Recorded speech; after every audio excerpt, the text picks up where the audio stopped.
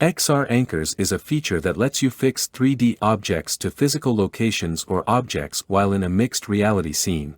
First, you need to assign the desired objects as XR anchors in the composer as follows. Select the desired object, then go to the Interactions tab. Then choose XR anchors. Add the selected object and give it a unique name, because different objects from different scenes will share the same fixated physical location if they share the same name. Now, in order to be able to change its location in the VR viewer, make this object grabbable. Now, in this second scene, we will assign the same name for the XR anchor for this object to demonstrate sharing anchor points between different objects. Now, in the VR viewer, make sure to start the experience in mixed reality mode.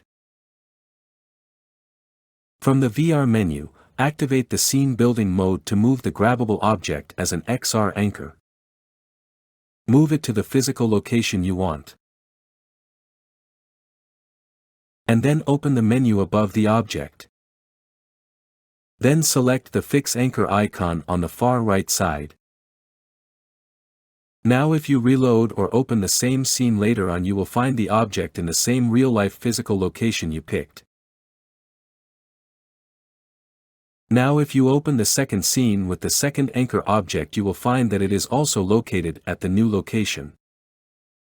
Keep in mind that the anchored location is irrelevant to the virtual scene and will stay on the physical location even when you move around.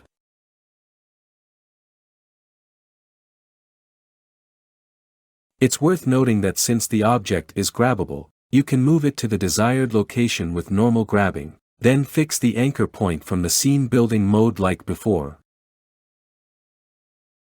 But once that's done, the anchor point will prevent normal grabbing since it maintains the fixed location.